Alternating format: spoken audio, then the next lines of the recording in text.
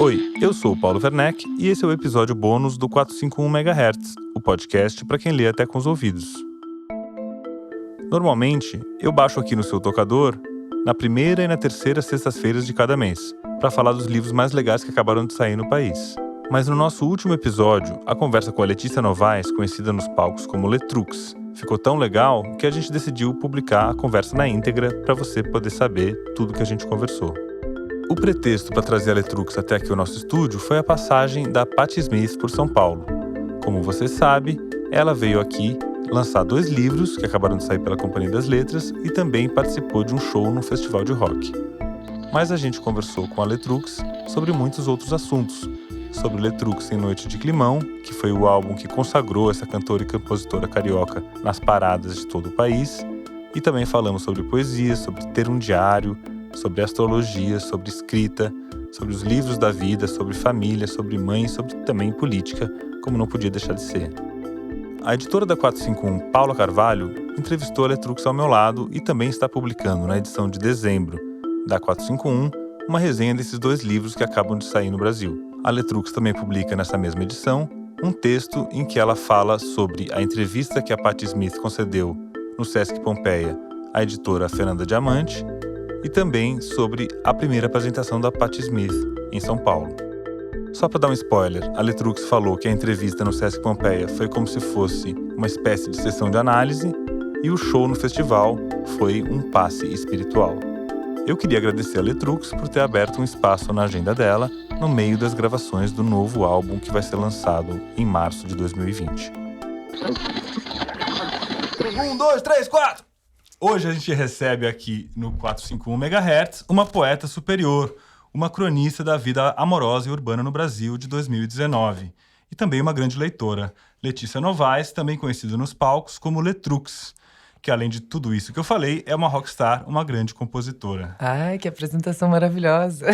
Obrigada. Bom, e eu vou te apresentar para quem é tiozão, que nem eu, que não talvez tenha escapado, o fenômeno que foi o lançamento desse álbum chamado Letrux em Noite de Climão, em 2017.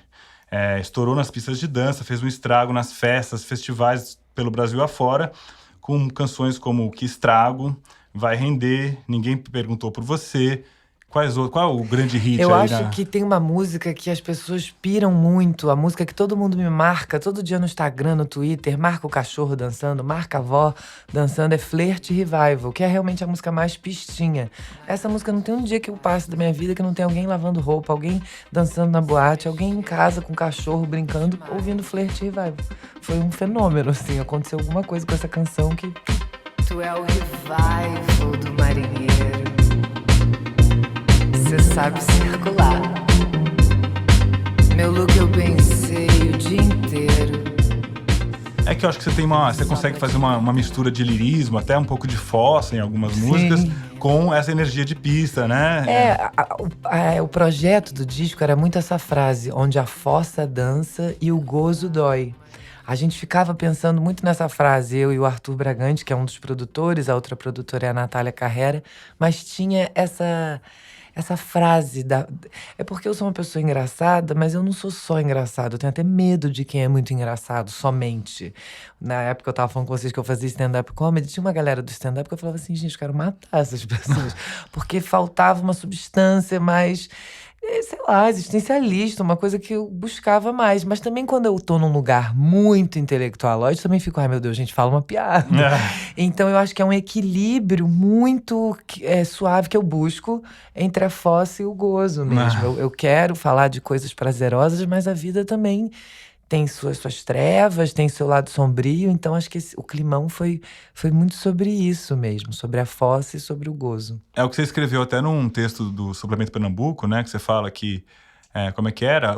Você percebeu o climão que é existir, né? Você uma hora, gente, pelo amor, né? Não, pelo amor das deusas, uma hora você acorda e você fala, o que é isso? O que a gente tá fazendo aqui? Então, eu acho que o climão, até a palavra climão, ela veio muito desse lugar. 2016 foi um ano bizarro, um ano do golpe, impeachment, e foi um ano que eu mais... já tinha algumas composições, já eram até mais antigas, de 2016, mas foi o ano que eu formatei o projeto. E aí botei em edital, botei, não passei. Voltei a morar na casa dos meus pais, foi um puta climão mesmo. Eu falei, gente, olha o climão que eu tô vivendo. E aí fiz crowdfunding, é muito importante, eu adoro frisar isso. Porque apesar de todo esse hype, tudo isso que tá acontecendo, ele é um disco que foi feito com crowdfunding. 550 pessoas colaboraram nesse crowdfunding, eu sou grata a todas essas pessoas. E é independente, é totalmente independente. Maravilhoso. É. Isso mostra a força da cultura no Brasil, que Sim. tem realmente no público um ponto de sustentação, Sim, né? A sem revista dúvida. 451, eu preciso até abrir aqui para fazer uma propaganda, também é mantida numa espécie de crowdfunding, que são as Sim, assinaturas. claro. Então, até mesmo para esse podcast, a gente recebe recursos dos nossos assinantes. Ai, muito obrigada. Se cada ouvinte aqui fizesse uma assinatura, a gente teria esse podcast eternamente. Amo. E a Letrux é um fato cultural que apareceu através desse método de financiamento. Mas esse seu disco, ele tem uma carga poética tão forte que, enfim, ele chegou a ser elencado entre os melhores livros de 2017. Que engraçado. E ele tem a Bruna Beber, que é uma das grandes poetas atuais do Brasil. Quem não conhece, tem um livro chamado Rua da Padaria. E tem muitos outros livros também. Vocês são amigas? A Como gente é que amiga há muito um monte de gente tem essa dúvida do nome dela, Beber. Eu falo Bruna Beber, mas tem muita gente que fala Beber e tal, e Beber, tem gente que fala Bruna Beber, né? E a Bruna é uma poeta lá do Rio de Janeiro, de São João de Meriti, não é da capital. A gente sempre teve uma amizade muito de pessoas que não são da Zona Sul do Rio, porque a Zona Sul do Rio é um lugar que, querendo ou não, o elenco se repete, tem umas figuras ali, e eu sou da Tijuca, ela é de São João de Meriti, então a gente se conheceu na Zona Sul, porque realmente era um ponto de encontro onde os eventos culturais aconteciam, lançamentos e tal, showzinhos, mas a gente sempre teve uma atração muito forte de uma figura mais marginal, a gente sempre estava mais a par de tudo que estava rolando no centro do Rio, nas coisas, então a gente se atraiu muito rapidamente, do tipo, que legal e tal. Nossas mães são professoras, então temos histórias de vida parecidas, um jeito de falar. E eu amo a poesia da Bruna. A Bruna tem também um voyeurismo, uma observação do cotidiano, dos detalhes da vida, que eu fico assim, babando nas coisas que ela percebe.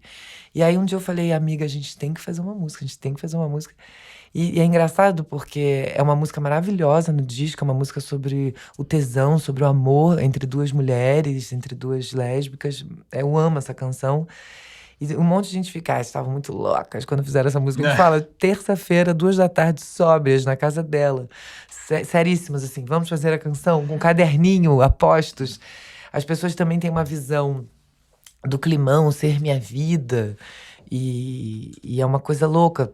Literatura também, quando alguém escreve um livro, um romance, ficam, você viveu tudo isso. Isso é um pouco chato, né? Do tipo, o climão, você viveu tudo isso. Essa canção é pra quem? É um climão de autoficção. Pois é, e poxa, a gente é criativa, sabe? A gente também pensa mundos. Eu sou muito observadora e muito... Eu entro numa viagem, eu não sou aquela que se tapa com fone e fico aqui vendo minhas coisas, eu fico olhando, eu tenho uma visão periférica muito forte. Isso, sei lá por quê, porque sofri bullying, não sei, mas eu entro num lugar, eu fico vendo quem tá aqui, mas isso já me rendeu muita coisa, muita poesia, de tipo, olha o que essa pessoa no metrô falou, gente, que frase hilária. Aí pego meu caderninho e anoto. Inclusive, que estrago. Eu acho que um dia eu tava andando na rua, eu não lembro exatamente, mas alguém falando, que estrago, né? E aquilo, eu falei, gente, essa frase, isso é maravilhoso, que estrago. Anotei, corta para 3 anos depois, eu falei, Bruna, vamos fazer uma música que fala assim, que estrago. Então é um plágio. Essa é a parceria de vocês. Que estrago é minha parceria e com a Bruna. Talvez a música que... É uma grande canção, não posso... a primeira que vem à cabeça quando a gente pensa no seu disco. Eu acho que lá no Spotify mostra quais são as mais ouvidas. Acho que a primeira é Ninguém Perguntou Por Você e a segunda é Que Estrago. É muito forte, não dá pra não cantar. Cuidado, farol da acesso. Cuidado, maré tá enchendo. E é uma parceria que eu amo muito, e principalmente porque eu admiro muito a Bruna, então sou muito honrada de ter uma música com ela. E já rolou climão, assim, de algum amigo chegar e falar, essa música é sobre mim? Olha, você roubou a minha história? Não chega tanto a roubar a história. Mas como o nome do disco é Letrux em Noite de Climão, eu até falei, gente, eu dei um nome. que parece que eu atraio. Nunca teve um show que não teve um climão, entendeu? Alguém muito bêbado que subiu no palco e não sei o quê. Uma fã que ficou me agarrando. Olha, sempre, sempre. Mas eu até falava é um castigo, entendeu? Se eu intitulei a obra assim, parece que eu tô chamando. Venha, climão, venha. Então, sempre, em todos os shows, acontecia algum climão. Mas tudo bem, com muito jogo de cintura. E a gente também, já há 2 anos e meio, viajando, a gente já foi ficando safo. Mas nunca rolou nenhum climão de um amigo. Já rolou, assim, 2 musos inspiradores de uma canção falarem não vai, mas gostaram, imagina, né? Não vai Pelo gostar, não vai gostar, não curtiram, bem gostaram.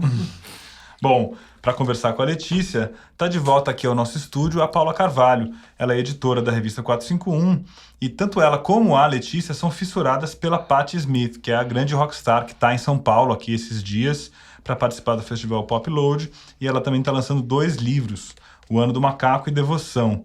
São 2 livros da Companhia das Letras, que são um pouco o pretexto para a gente convidar você aqui. Não precisava disso, mas que bom que foi a forma que a gente conseguiu te chamar, né? Amo muito Patti Smith. É. Diga, perdão. Não, me diga você. Não, é porque sabe? já fui me...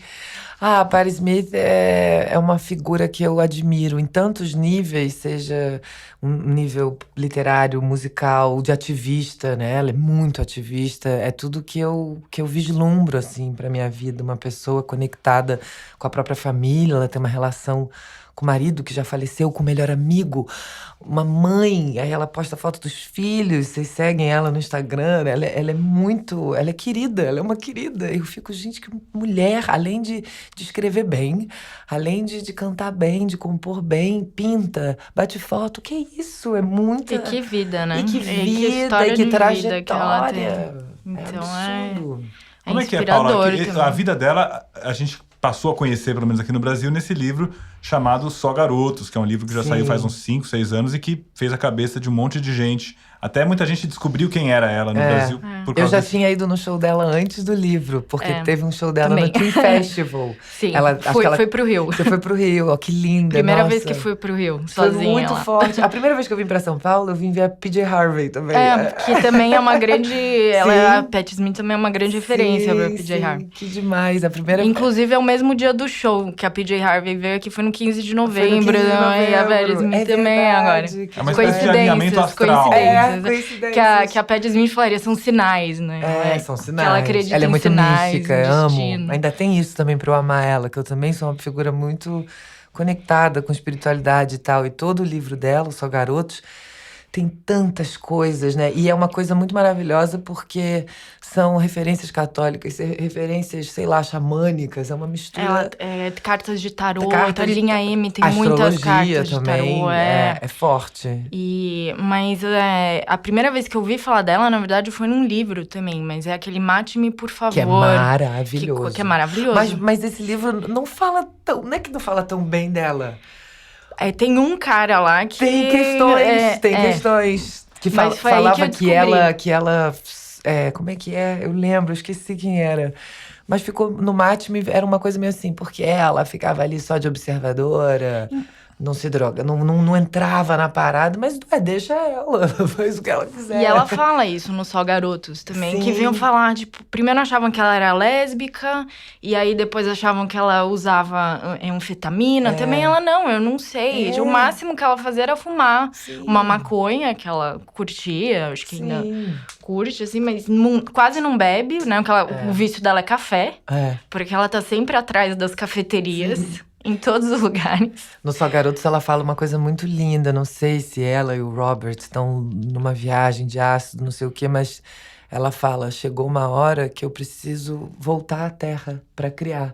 O artista, ele não pode ficar só num campo de endeusamento e etéreo e loucura. A terra chama, e ela é capricorniana e eu também. Então eu fiquei, gente, isso faz tanto sentido.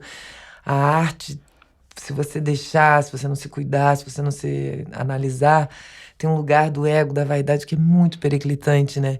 Então a terra chama, e ela é tão terrena, ela é tão real, ela é tão... E eu sempre, assim, no Só Garotos é muito claro, assim, tipo, ela sempre vai escolher a vida, assim, sabe? Ela fala, né, tem várias pessoas aqui, vários contemporâneos meus morrendo, Mas e também ao longo da vida dela, né? Que lindo. Eu escolho a vida. Essa assim, frase é linda. E como é que é? O Só Garotos é essa história um pouco pré-fama, né? Que eles estão... Ela e o Robert, que vocês falou, que é o Robert Mapplethorpe, que era esse grande fotógrafo erótico, maravilhoso, americano, que eles eram... Que só vida garotos, também, só que vida. garotos. Oi? Que vida dele, também. Esse é outro que teve uma Duas, vida. Que encontro intenso, né? Dos Como é que foi dois. isso? Falem, eu não li o livro, podem contar pra mim um pouquinho como é que é? Não, ela primeiro vai pra Nova York, né? Sem meio nada, fica sem teto, né? Ela mora na rua uma época, depois mora na livraria que ela tá trabalhando. Mas antes disso, ela encontra o Robert em algum dormitório, alguma coisa assim. E aí ele leva ela pra passear em algum lugar e depois eles se reencontram em alguma situação, uma outra situação e começam a morar e começam a morar juntos num quarto no Chelsea Hotel. Porque isso também é uma coisa muito legal da Patti Smith, é que ela é muito fã. Isso alguém fala no Mate-me, por favor, também. E ela vive essas vidas imaginárias com esses heróis. Que ela idealiza a arte, né? Tinha uma coisa deles irem ao museu, né? Não ela comer. Queria ser musa. Ela queria ser musa de artista. Então, ela falou, Robert quer ser fotógrafo. E virou, né? Virar também. Virou musa, né? Só que aí ela também vira artista, né? E eu lembro dela, tem uma passagem do Só Garotos que ela tá vendo um show do Jim Morrison. Eu amo essa passagem. Não é maravilhosa? Pode contar essa passagem. Não, é porque isso é muito forte, porque ela ainda nunca tinha pensado em subir num palco.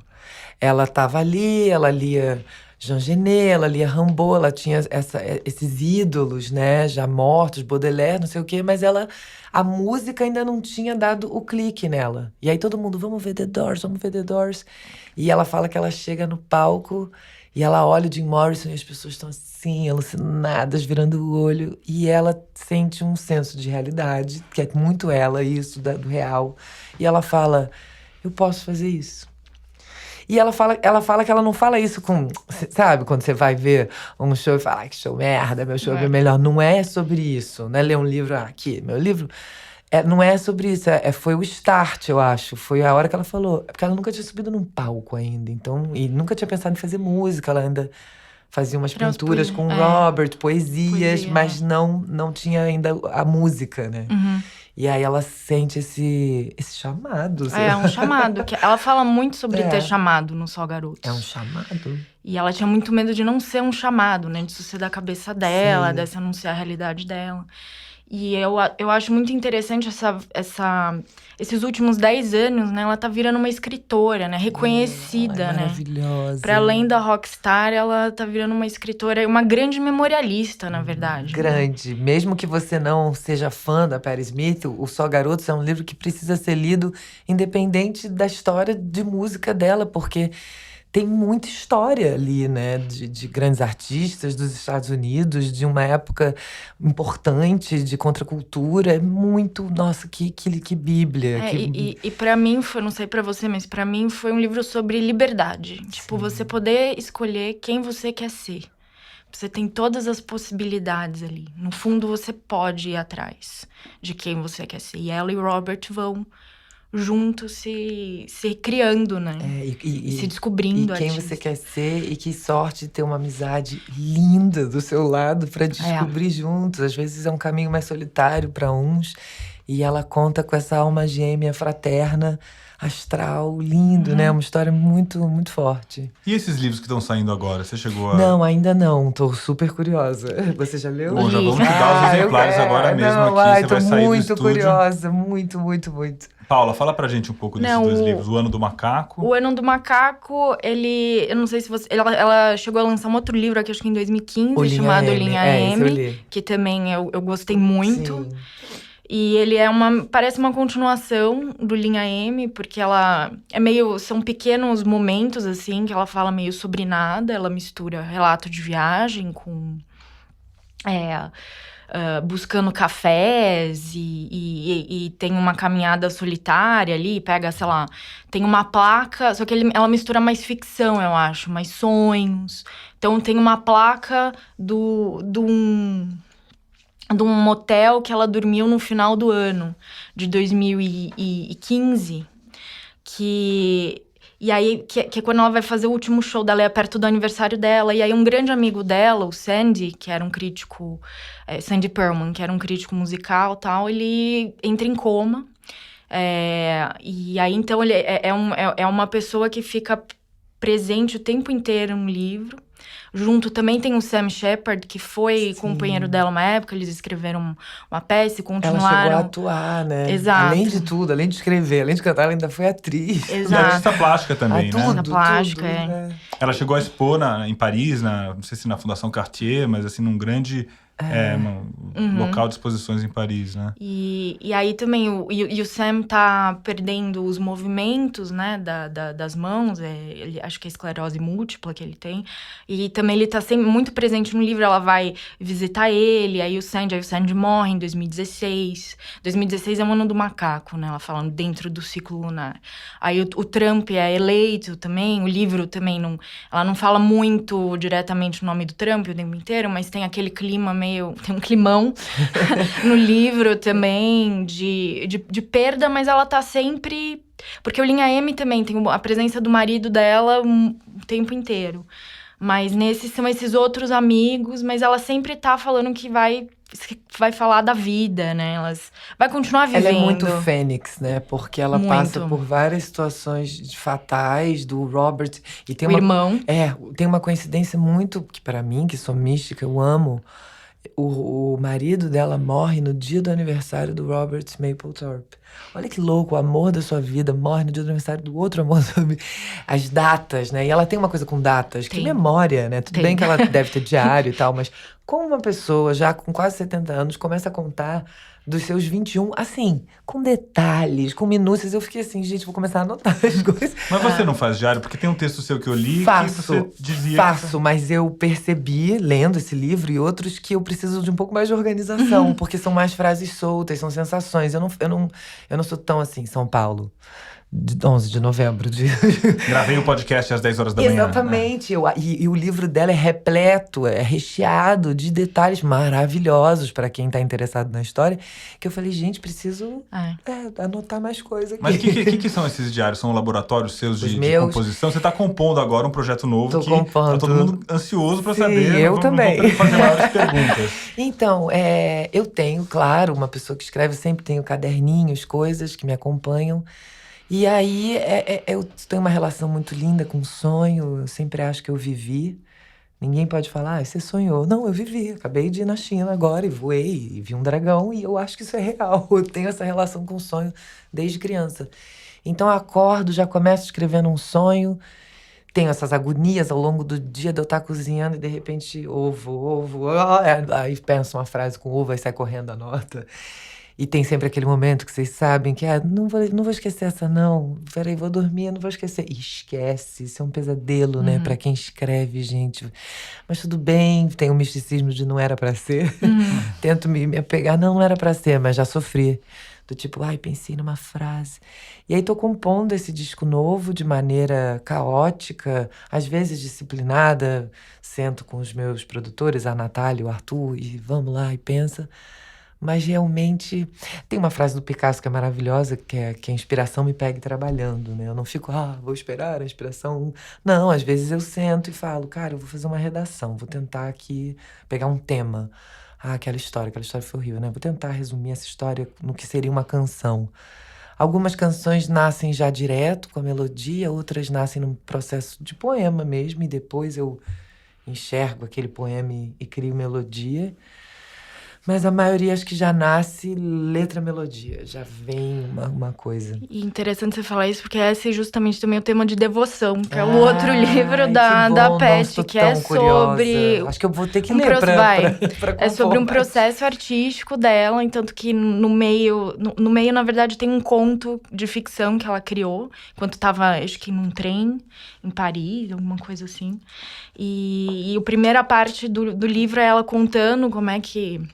ela foi se inspirando, né, essas referências que às vezes é meio do nada, sei lá, ela tá vendo tá vendo TV, aí vem uma cena de patinação artística, aí vem a Simone Weil, que ela vai atrás do túmulo, né, porque ela sempre vai atrás dos túmulos, dos heróis dela, e aí no final tem um epílogo dela explicando porque escrever, e no meio tem esse conto, então Mas é tem uma tudo a arte ver com poética isso. dela, assim. Ai, preciso ler, gente. Acho que você vai adorar. E ele é curtinho, assim, ele é pequenininho. Então, Devoção, amo. Mas ela Mas, escreve tão Letícia, bem, desculpa, ela escreve tão bem que, mesmo só garotos, eu acho que eu li em 2 dias, porque você fica. Uma leitura muito fluida. Muito, muito. Você conta pra gente aí, então, da sua rotina como de uma pessoa aplicada ao trabalho, né? Mas você, assim, nesse texto também que você publicou no Suplemento Pernambuco, você fala que você entrou na Faculdade de Letras querendo mexer com literatura, Sim, imagino, né? sim. O que aconteceu? Ai, mas eu era muito nova, eu acho que tem esse processo também. É muito, muito triste você chegar pra alguém de 17 anos e falar o que você quer ser da sua vida. É uma crueldade, porque a literatura ainda faz parte da minha vida. Talvez se eu fizesse faculdade de letras hoje, eu teria, nossa, um outro pensamento, uma outra maturidade. Eu era muito nova, E aí eu cheguei na faculdade com uma visão muito Sociedade dos Poetas Mortos. E não é nada disso, a faculdade de letras, né?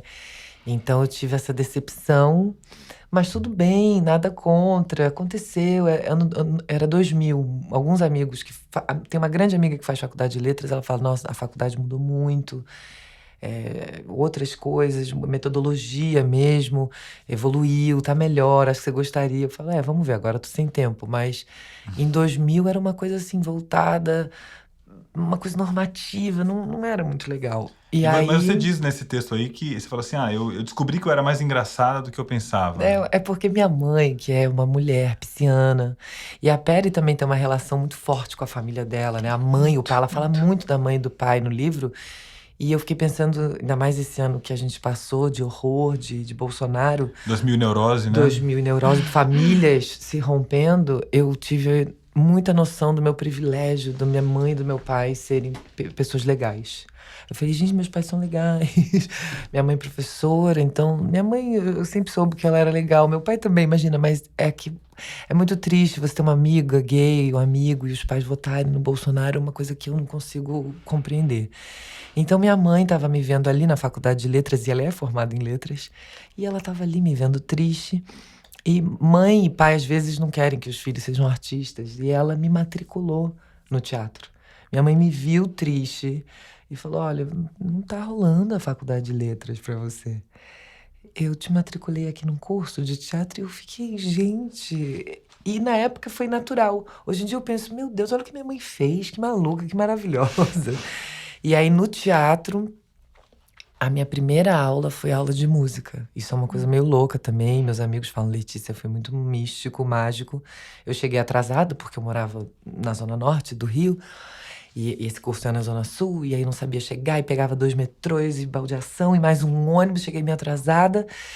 E o professor falou, você aí atrasada canta. Era a minha primeira aula, eu tinha 19 anos, eu não conhecia ninguém. Climão me persegue. E aí 44 pessoas me olhando, e eu falei, bom, é agora ou nunca. E aí eu comecei a cantar. Oh Lord, won't you buy me? Comecei a cantar Janis Joplin, e as pessoas ficaram olhando, quem é essa louca? E eu imitava muito bem a Janis Joplin. Hoje em dia eu acho que eu já achei uma voz minha, porque quando você tem 19 anos você acaba imitando as pessoas que você gosta, uma coisa normal também e importante. Agora eu já fui tentando achar a sonoridade da minha voz, mas é muito marcante minha primeira aula do teatro ter sido música. E acho que no teatro, eu já sabia que eu era engraçada e tal, mas eu pensei, acho que é música. Eu gosto muito do palco, gosto de dramaturgia, amo teatro, amo ver uma ópera, amo ver peças boas. Às vezes a gente vê uma peça ruim. Peças ruins também é difícil, né? Peça ruim é complicado, mas acontece, tudo bem, é um processo. Então eu acho que no teatro eu falei, olha, eu amo isso aqui, mas espera aí. Acho que eu fiz isso aqui para me entender como cantora. É uma grande loucura, mas na minha cabeça faz sentido. Eu tive que fazer teatro para me entender como cantora e compositora. E foi um chamado também? Foi um chamado, sem dúvida, foi um chamado. Uma hora, o violão e os diários, os caderninhos, eu não chegava em casa e, vou ver um filme, vou ver uma peça, vou decorar o texto. Eu chegava em casa do teatro e pegava o violão e o caderno e fazia 20 músicas péssimas, mas queria suar alguma coisa que estava dentro de mim e transformar, né? Porque A minha maior relação com escrita e arte, eu sinto muitas pessoas às vezes travadas e eu falo, você não transformou esse sentimento. Quando eu era muito novinha, minha mãe me deu um livro, eu acho que é da Lígia Bojunga, acho que é dela, chama Tchau. Eu sempre confundo as Lígias, a Teles e a Bojunga. Eu tenho essa dislexia, mas eu posso confirmar depois, mas chama Tchau. E tem um continho que fala muito sobre a transformação dos sentimentos. E eu li isso criança, e isso foi muito forte pra mim. Então eu cresci pensando isso. Eu tô sentindo muito ciúme, eu tô sentindo muita inveja, eu tô sentindo uma coisa ruim.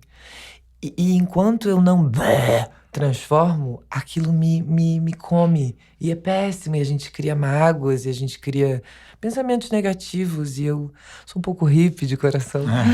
Tomo banho, mas sou hippie, mas amo transformar. Então sempre quando eu tô assim, nessas loucuras, e sinto esses chamados da transformação, que ela também. Acho que esse livro mexeu muito comigo, Só Garotos, por isso. Porque foi uma identificação tão absurda. Eu falei, ai meu Deus, que... E eu acho que eu nunca tinha conhecido uma senhora que falasse isso. Minhas avós são mais tradicionais, as pessoas mais velhas que eu conheço são mais caretas, mas tudo bem, criação, metabolismo, mapa astral. Então a Patti Smith, uma senhora falando coisas que eu, na época que eu li, acho que eu tinha 27, 28, sei lá, eu fiquei chocada. Eu falei, gente, olha isso. Tem esperança pra minha terceira idade, sabe? O que você gostava de ler? Que autores e autoras são... A minha mãe é professora, né? Então ela sempre me deu muitos livros. Eu lembro dela me dar a antologia do Drummond dela quando eu era criança. E eu ficava, oh meu Deus, achar aquilo assim. E até hoje ainda amo muito. Resíduos é um dos meus poemas favoritos. E aí depois eu fui crescendo e ela foi me dando Clarice Lispector. E aí pronto, acabou o mundo, hecatombe, bomba atômica na cabeça. Clarice tem Climão, né? Clarice tem Climão. Paixão Segundo GH é um livro que eu preciso reler. De 3 em 3 anos eu falo, acho que eu preciso reler. E cada vez que eu leio, são 12 anos de análise dentro daquele livro. Acontece qualquer coisa ali. Mas ela foi me dando também Gabriel Garcia Marques, 100 Anos de Solidão. Mas eu ainda prefiro O Amor nos Tempos do Cólera. Tem uma relação ali que bate.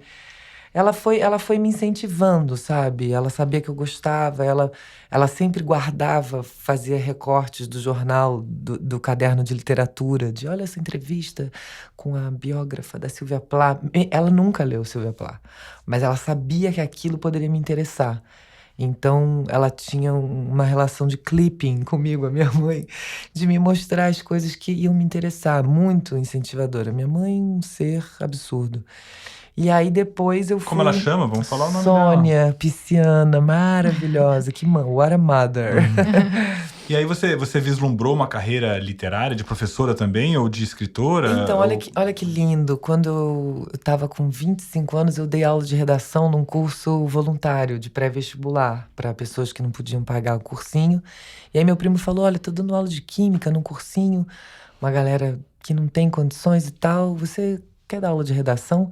E eu passei na faculdade de letras só porque minha nota de redação tinha sido boa, porque química era assim, 0,25, eu só não zerei. Eu falei pro meu primo, gostaria. Eu fiz 1 ano e meio, 2 anos, foi uma coisa louca. Eu tinha 25 anos, tinha pessoas de 40 e pessoas com outras inteligências que me ensinaram muito mais, às vezes, do que eu só ensinei ali. Olha, introdução, desenvolvimento, conclusão, frases de efeito que o vestibular ia gostar, concordância, a gente fazia uns exercícios gramaticais também. Mas era uma coisa lúdica também, eu incentivava eles a terem um pensamento também poético. Eu sei que o vestibular não é o lugar para poesia, mas eu não queria, sabe, ser um lugar frio. Eu considero essa uma experiência muito forte na minha vida, mas nunca pensava, vou escrever um livro, vou dar aula. Eu tenho um amor por alguns professores e professoras da minha vida. São pessoas que mudaram, assim, professora de literatura, de teatro. Mas nunca pensei em dar aula, mas essa minha experiência de ter dado aula de redação voluntária, assim, foi uma coisa muito bonita. E aí, em 2015... eu reuni um material que eu tinha desde a infância, uns exercícios de dislexia da minha alfabetização, com poemas atuais de 2015, e lancei meu primeiro livrinho, que chama Zaralha. Zaralha, eu ia te Abri perguntar minha sobre esse pasta, livro. é. E aí, onde tá? Esse livro foi publicado por uma Esse editora? livro foi publicado por uma editora lá do Rio, Guarda-Chuva, e ele esgotou até, só que agora eu comprei mais livros, mandei fazer mais livros e eu fico vendendo no show. Porque por mais que a galera que gosta de mim agora não conhecesse 2015, as pessoas olham e falam, a Letrux tem um livro, nem era Letrux na época, mas ela tem um livro, meu Deus, é hilário o livro. É um livro que eu chamo das minhas considerações, sabe? Nem são só minhas poesias, são considerações, assim. É uma besteirinha, mas que eu amo, tenho ternura. Eu tô escrevendo novos poemas, uma grande loucura tá acontecendo na minha cabeça nesse momento. E quem sabe, de repente, publicar no próximo livro no próximo ano, um segundo livrinho de poesias. Belíssimo ato falho, a gente vai esperar. Que maravilha. Nós vamos esperar lá na redação da 451 os seus livros e vamos ler e fazer a resenha. Mas a gente também espera ter você como colaboradora, né? Claro, Assim, os livros da Patti Smith, a gente esse papo aqui já da Patti já rendeu várias coisas que eu tô pensando. Estamos te entregando os livros aqui com testemunhas da nossa audiência para você escrever pra gente quando você puder. Que ternura. Ai, que amor. Essas capas são lindas, né? Eu amo. Muito bem. Esse foi o 451 DVD? MHz. Quer falar do DVD? Ah, sim, vamos falar, desculpe. E, bom, Letícia, vamos falar um pouquinho do que você tá armando aí agora para o próximo. Primeiro eu queria te perguntar, você está compondo? É possível você adiantar uma palhinha pequenininha, qualquer coisinha, um climinha? Tem umas coisas rolando na minha cabeça que é muito curioso. Esse ano, depois de 2 anos e meio viajando, e eu falei, não, gente, eu preciso realizar um sonho. Que até a camisa que eu tô. Desde que eu sou criança, eu precisava conhecer a Grécia. Uma coisa assim, eu tinha uma relação, filosofia, loucura. E aí eu fui pra Grécia. E eu compus 4 músicas dentro d'água. Eu comecei a nadar e eu tenho uma relação com o mar. Eu sou muito terra. Eu sou terra com ascendente em terra e lua em terra. É uma coisa... Mas tudo bem, estamos aí, subindo a montanha. E aí... Eu gosto muito de nadar, tenho uma relação com água elementar, assim, que é um pouco absurda. 4 músicas vieram dentro d'água, só que esse ano a gente viajou muito de avião. Então, mais 4 músicas vieram dentro do avião. Então, os elementos, sabe, são 4 músicas etéreas, 4 músicas aquáticas. E algumas músicas também foram feitas no meu bairro, na Tijuca, que também é um bairro esquisito do Rio, é Zona Norte, mas... as pessoas... Tijuca é o quê? É fogo? A Tijuca, não sei o que a Tijuca seria, talvez terra, não sei, tenho que pensar. É uma mistura de terra com fogo. Mas tem uma relação dos elementos de composição, assim, é um disco emocionante. Eu quis falar sobre emoção, porque o último ano, o cinismo, o deboche, a ironia dos parentes, que eu não sei o que é. Isso me machucou. Eu vi parentes meus católicos falando de armas e eu fiquei muito chocada com o cinismo. E eu falei, eu não quero cinismo na minha vida. Cinismo é uma coisa que eu odeio gente cínica. Eu prefiro que alguém seja atrapalhada ou ignorante do que ser cínico. É mesmo, querida? Que ódio. E aí isso me dá, sabe, eu fui ficando... Esse ano que passou não foi fácil, né? Então, tudo isso permeou minha sensibilidade e acho que eu consegui compor, tô compondo ainda, tem algumas coisas que já estão finalizadas e tem outras que ainda estão em edição. Mas é um processo sobre se emocionar, sobre como é importante você se emocionar. É meio isso. Maravilha, vai ser difícil segurar a ansiedade. Esse disco deve sair, você me falou, lá pro começo do ano, né? Pra depois do carnaval, eu acho. Depois do carnaval até lá tem o seu DVD. Sim. Em Noite de Climão. É isso? É o título? O Letrux em Noite de Climão, DVD. A gente tá usando a palavra DVD, mas a gente até ri, porque talvez a gente não consiga lançar o DVD físico, porque quem tem DVD, algumas pessoas têm, eu mesma tenho, mas é uma coisa que já tá meio obsoleta e tal. Mas a gente vai lançar o show completo. E isso é muito importante, porque a gente tem uns vídeos ao vivo no YouTube, mas nada assim profissional, com uma luz absurda, com câmera, tudo absurdo. A gente viu ontem e eu fiquei, assim, chocada. Foi até um momento de crise, assim, porque você fica… Aquela ansiedade do olha o que eu fiz, olha o que eu vou fazer, meu Deus. Mas tudo é uma construção. Quando eu gravei o Climão, eu não fiquei assim, Climão, vou viajar, vai ser… Você não tem essa noção do tipo, gente, olha aí, ó, vou ganhar prêmio. Não é assim, ninguém faz um trabalho. Então, só que me deu esse surto, assim, eu falei, meu Deus, olha isso, olha o que a gente fez. O DVD tá lindo, foi dirigido pela Tata Pierre, que é uma mina aqui de São Paulo, que já tinha dirigido um clipe meu, Além de Cavalos. Tata, uma figura, ariana, maluca, insana, mas só ela poderia ter feito isso. E o DVD tá muito lindo e a gente vai lançar em dezembro, assim, vai ser tipo um presente de Natal pra galera e tal. Pra estragar o Natal da família. Tradicional brasileira. Vai juntar os amigos, aí ver no YouTube ou outra plataforma que a gente vai colocar inteiro. A gente vai lançar algumas músicas soltas, mas a gente também quer botar tudo pra você, sei lá, vamos aqui beber, juntar os amigos, clica aí. Vai ser um DVD moderno, né? Não tem o físico, mas você junta, coloca lá no computador e vê. Maravilha, vamos nessa. Eu queria agradecer a canceriana Paula Carvalho. Meu oposto, que amor. Meu meio de céu é Capricórnio. Que ótimo, eu amo câncer, porque é o que eu preciso, né? Eu preciso do meu complementar, o Arthur. E é o que eu preciso também. Que é esse meu melhor amigo, que é um dos produtores do Climão, que é tipo o meu Robert. Ele é canceriano. A gente tem essa relação de yin yang boa. Obrigado, Capricorniana. Obrigada. Letícia E você é o quê? Novaes, eu sou Aquário. É verdade, você botou no e-mail, maravilhoso. Meu Mercúrio e minha Vênus são em Aquário. É bem importante ter Aquário. Dá o ar. Aquário agrega valor. Muito, não. Darwin era aquário. Pessoas muito importantes. Eram pessoas importantes. Não chegou a tanto. Mas pessoas muito importantes pra história são aquarianos, senão não dá. Maravilha, Letícia. Obrigada, obrigado, queridos. Viu? Muito obrigada. Obrigada. Gente, passou quanto tempo? Foi muito rápido. Pra mim, mentira. Pra mim foi… chegando. Que absurdo, pra mim foi 15 minutos. E esse foi o primeiro episódio bônus do 451 MHz, o podcast para quem lê até com os ouvidos. Eu não posso me despedir sem antes te convidar a fazer uma assinatura da revista 451. Com apenas R$ 23 por mês, você recebe na sua casa a mais completa publicação brasileira sobre livros, recebe também descontos e benefícios concedidos por parceiros da revista, como editoras, lojas, centros culturais, museus, cursos, etc., inclusive 20% no site da Companhia das Letras e 30% no site da Estação Liberdade, e ainda ganha no mês de dezembro um pôster especial que reproduz o cartaz do filme Fahrenheit 451 do François Truffaut. Então fica de olho aqui no seu tocador, porque o nosso próximo encontro é na primeira semana de dezembro, bem no dia 6, uma sexta-feira.